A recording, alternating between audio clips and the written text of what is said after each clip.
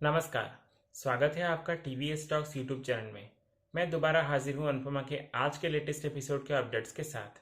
तो उससे पहले अगर हमारे इस चैनल पे आप नए हैं तो हमारे इस चैनल को लाइक शेयर और सब्सक्राइब ज़रूर कर दिया करें और कमेंट सेक्शन में अपनी राय ज़रूर दें।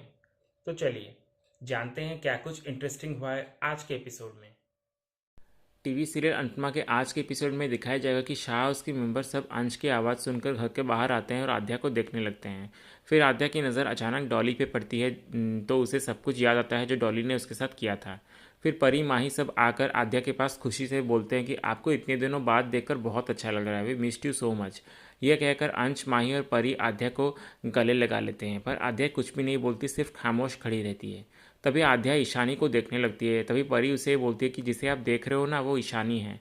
फिर ईशानी आद्या को देखकर सिर्फ दूर से खड़े होकर हेलो कह देती है। माही फिर ये बोलती है कि आपको पता है मैंने अपना बर्थडे केक काटते वक्त ये विश मांगी थी कि आप हमें जल्दी से मिल जाओ। परी भी फिर ये कहने लगते हैं कि और पता है फूई, मैंने भी भगवान जी से प्रॉमिस किया था कि अगर आप घर वापस आ गए तो मैं 11 दिन तक मीठा कुछ नहीं खाऊंगी। माही फिर परी को बोलती है कि सिर्फ दिन में, रात को तो तू खाएगी मुझे पता है। परी फिर बोलती है कि मेरे लिए तो उतना भी बहुत मुश्किल है, इसलिए फूई अच्छा हुआ कि आप घर आ गए। तभी डॉली वहाँ पीछे खड़ी ये बोलने लगती कि पहले सब लोग कंफर्म तो करो कि ये सच में आद्या है या कोई बहरूपिया है जो आद्या बन के आई है। तभी आद्या डॉली को बोलती है कि बन के आई है कि क्या मतलब है आपका, मैं कोई इच्छाधारी नागिन हूँ क्या जो बन के आऊँगी। बा फिर ये बोलती है कि नागिन नेवलों की इस घर में कोई जगह नहीं है, इसलिए रहना हो तो इंसान बन के रहना, वरना कान के नीचे सितार बजाना अभी भी नहीं भूली हूँ मैं, समझी। आद्या फिर अनुपमा को कहती है कि आप मेरा भला करने के लिए यहाँ पर लाई थे ना मुझे, इस घर में इन लोगों के बीच, पर इस दुनिया में किसी का भला नहीं हो सकता इन लोगों के साथ रहकर। बा फिर ये बोलती कि तो फिर तू क्यों यहाँ पर आई है। आद्या फिर ये बोलती कि आई नहीं हूँ बल्कि लाई गई हूँ मैं। पाखी फिर अनुपमा को कहती है कि मम्मी अगर आपको यहाँ इसे लाना ही था तो पहले इसका हुलिया तो ठीक करके ले आती। इसे देखकर ऐसा लग रहा है जैसे द्वारका के सेकेंड हैंड कपड़ों के मार्केट के मालिक के फैमिली से आई हुई है। आद्या फिर ये बोलती कि और देखो अब उसी फैमिली से मैं मिलने भी आ गई। ईशानी फिर आद्या को ये देखकर बोलती कि सच में फुई, आपका ये ड्रेस और आपका पहनावा बिल्कुल ही अजीब है। आद्या फिर सबको ये बोलने लगते कि ठीक है, अगर आप लोगों को इतनी ही मुझसे प्रॉब्लम है तो मैं यहाँ से चली जाती हूँ। बा फिर ये बोलती है कि अकड़ तो देखो इसके, ये लड़की यहाँ रहने आई है या लड़ने आई है। पाकि फिर ये बोलती है कि अभी तक इसने घर पे कदम तक नहीं रखा और आते ही कलेश शुरू कर दिया, आगे और क्या क्या करेगी पता नहीं। बा फिर अनुपमा को आकर बोलती है कि अनुपमा तू पूरी दुनिया को तमीज़ का ज्ञान देती है ना, पर तेरी बेटी बदतमीज़ी में पीएचडी करके आई हुई है। आद्या फिर ये बोलती कि बहुत हुआ आप लोगों का, मैं यहाँ किसी की बकवास सुनने नहीं आई हूँ, इसलिए मैं जा रही हूँ। तभी अनुपमा उसे रोक लेती है और बोलती है कि रुको, और फिर सबको बोलने लगती है कि बस करिए ना आप लोग, मुझे मेरी बेटी इतने वर्षों बाद मिली है और इतने सालों बाद मैं उसे यहाँ पर लेकर आई हूँ और आप लोग आते ही उसके पीछे पड़ गए। बाप फिर ये बोलते कि हम तो बोल रहे हैं, हम मानते हैं, पर तेरी बेटी कौन सा मुंह में दही जमा के बैठी है, हम एक सुना रहे हैं तो वो हमें चार सुना रही है। पाकि फिर अनुपमा को बोलती कि सही बोला बा ने, और मम्मी अगर इसकी जगह मेरी ईशानी होती ना तो अभी तक आपने उसे थप्पड़ लगा दिया होता, लेकिन नहीं, ये तो आपकी लाडली है ना, इसलिए आप इसे कुछ नहीं बोलेंगी। तोशु भी फिर ये बोलता है कि डे वन से आप बायस्ड हो मम्मी, आपकी सबसे प्यारी हमेशा से ये लड़की जो रही है। आद्या फिर ये बोलती कि एक मिनट की लड़की लड़की क्या होता है, एक नाम है मेरा, वो है राही। बा फिर आद्या को बोलती कि तेरा तो एक नाम नहीं बल्कि बहुत नाम है, जैसे कि कभी छोटी अनु, बेबली, तो कभी आद्या, और अब राही भी रख दिया, तो अब हम कौन से नाम से तुझे बुलाएं। आद्या फिर ये बोलती कि मेरे नाम, एटीट्यूड, कपड़े, सब चीज़ से आपको प्रॉब्लम हो रही है ना। बा फिर ये बोलते कि नहीं नहीं, हमें तुझसे ही पूरा प्रॉब्लम है, इसलिए अनुपमा तू अपनी बेटी को कह दे कि हमारे घर में अगर रहना है तो अकड़ और बदतमीजी दोनों बाहर उतार कर आए। आद्या फिर बा को बोलने लगती है कि तो आपको किसने कहा कि मुझे इस घर में रहना है।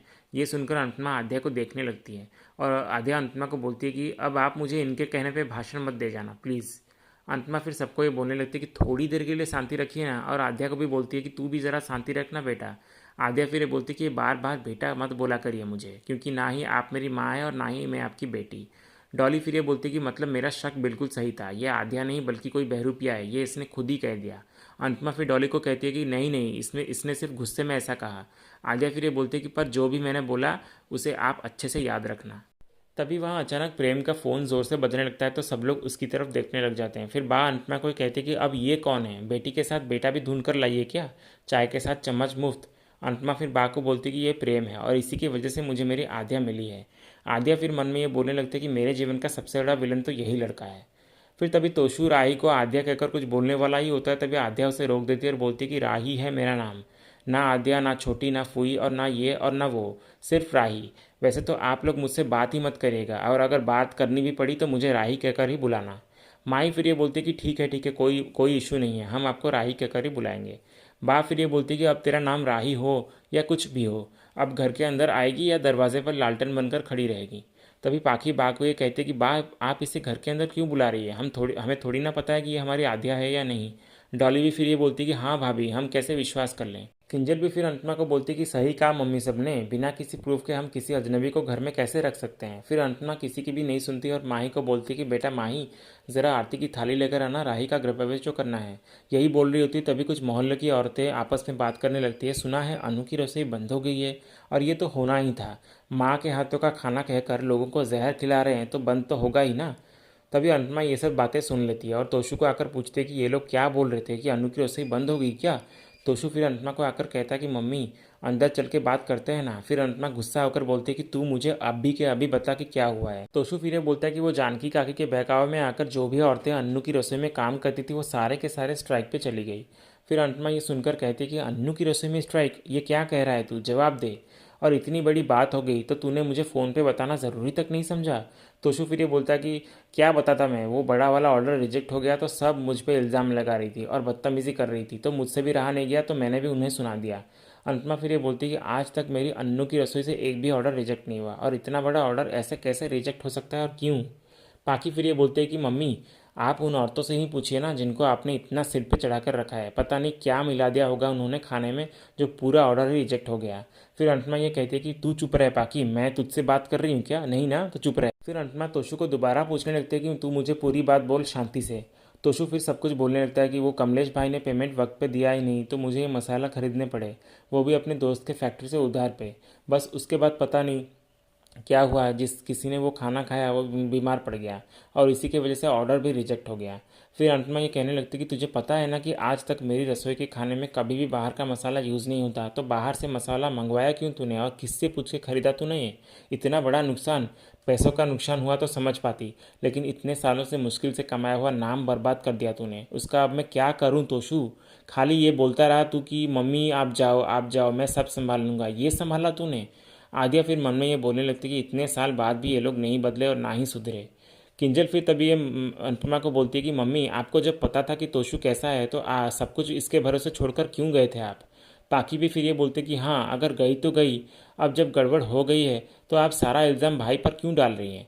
नहीं थे पैसे घर के मसाले बनाने के तो भाई ने उधारी पे बाहर के मसाले ले लिए तो क्या गलत कर दिया, और वैसे भी सारे मसाले दिखने में एक ही जैसे होते हैं ना। तभी प्रेम वहाँ ये बोलता है कि जी नहीं, मसाले सारे सेम नहीं होते, सिर्फ दिखने में सेम होते हैं पर सेम होते नहीं। इनफैक्ट एक मसाला भी थोड़ा सा कम या ज़्यादा हो जाए ना तो टेस्ट ख़राब हो जाता है। अंश तभी ये फिर बोलने लगता है कि तुमसे किसी ने पूछा, ये हमारा फैमिली मैटर है, तुम्हें पता नहीं है क्या। प्रेम फिर ये बोलता है कि सॉरी मुझे बीच में नहीं बोलना चाहिए था। अनुपमा फिर प्रेम को बोलती है कि सॉरी मत बोलो, तुमने बिल्कुल सही बात बोली और तुम भी मेरे अपने हो तो माफ़ी मत मांगा करो। पाखी तब ये बोलती है कि लो, अब एक और पराया मम्मी का अपना बन गया, हम तो सगे होकर भी पराये ही रह गए। तोशु फिर ये कहता है कि मैं यहाँ दिन रात काम करता हूँ लेकिन उसमें अप्रिशिएट करने के बजाय एक ऑर्डर क्या रिजेक्ट हो गया मुझे सुनाने लग गई, वो भी किसी बाहर वाले के सामने। अनुपमा फिर बोलती है कि बस करो अब, हाँ बस करो, बहुत हो गया, चलो सब लोग घर के अंदर। अंश फिर ये बोलता है कि हाँ अंदर चल के बात करते हैं, वैसे भी राही इतने दिनों बाद घर आई है तो झगड़ा नहीं करते बल्कि सेलिब्रेट करते हैं। बा फिर ये बोलने लगते कि खाक सेलिब्रेट करें, जिसके मिलते ही कारोबार अचानक बंद हो गया, इसलिए पता नहीं अब इसके अशुभ कदम घर पे पड़ेंगे तो आगे क्या क्या होने वाला है। आदिया फिर बा को ये बोलने लगती कि आप तो ऐसे बोल रही हैं जैसे अब तक तो यहाँ बहुत कुछ शुभ होता आया है, और चलिए ठीक है, अगर आपको लगता है कि मैं ज़्यादा ही अशुभ हूँ तो मेरे और मेरे ये अशुभ चरण द्वारका जाने के लिए तैयार हैं, इसलिए अंश मुझे बस स्टैंड पर छोड़कर आओ, मुझे यहाँ नहीं रहना है, मैं जा रही हूँ अपने घर। फिर अंतमा आद्या को बोलती कि बेटा क्यों ऐसे वापस जाने की बात कर रही है बार बार, तू तो बा को जानती है ना उनका स्वभाव कैसा है। आद्या फिर ये बोलते कि आप भी तो उनको जानती हो ना, फिर भी आपने उनको अब तक घर पे रखा हुआ है। बा फिर ये बोलते कि तू चुप कर। राही फिर बोलते कि मैं क्यों चुप करूं। अनुपमा फिर बोलते कि बेटा बा की तरफ से मैं तुझसे माफ़ी मांगती हूँ। फिर माही अंश सब आकर आद्या को बोलते हैं कि आप इतने सालों बाद घर आई हैं तो आपको हम ऐसे नहीं जाने देंगे। फिर सब रिक्वेस्ट करने लगते हैं। तभी आद्या फिर मन में ये बोलती कि मैं यहाँ हमेशा के लिए रहने नहीं आई, लेकिन आई हूँ तो पुराना हिसाब सब बराबर कर कर ही जाऊँगी, इसलिए जाने से पहले ऐसा तांडव करूँगी कि अनुपमा जी खुद मुझे द्वारका वापस छोड़कर आएंगी। फिर अनुपमा और बच्चे सब रिक्वेस्ट करते हैं बार बार तो आद्या मान जाती है अंदर आने के लिए, फिर अंदर आने लगती है और अनुपमा प्रेम को भी अंदर बुलाती है तो प्रेम भी साथ में अंदर आने लगता है। फिर आद्या घर के अंदर आने वाली ही होती है, तभी चौखट के बाहर गलती से आद्या का पैर रंगोली पे पड़ जाता है और सारा रंगोली बिगड़ जाता है। फिर बा ये देखकर कहती है कि सत्यानाश हो इसका। फिर बा अनुपमा को ये कहती है कि अब तो तू मानती है ना कि इसके कदम कितने अशुभ है, इसलिए अभी भी टाइम है, सोच ले, हर बेटी लक्ष्मी नहीं होती है। अनुपमा फिर बा को बोलती है कि बस बहुत हुआ बा अब। फिर अनुपमा आद्या का हाथ पकड़कर अंदर लाती है और खुद से आरती करने लगती है। फिर आद्या अनुपमा को देखकर ही मन में ये बोलती है कि कुछ भी नहीं बदला, आज भी इस औरत की प्रायोरिटी सिर्फ शाहज है। कोई इनकी रिस्पेक्ट नहीं करता, कोई इनकी वैल्यू नहीं करता, फिर भी ये इन लोगों के लिए सब कुछ कर रही हैं। इसलिए अनुपमा जी, आपकी और आपकी इस सो कॉल्ड शाह फैमिली की वजह से मैंने और मेरे पापा ने जो कुछ भी शाह है ना, उसका बदला तो मैं लेकर ही रहूँगी। जाने से पहले आपको और इन सबको खून के आंसू रुलाकर ही रहूँगी।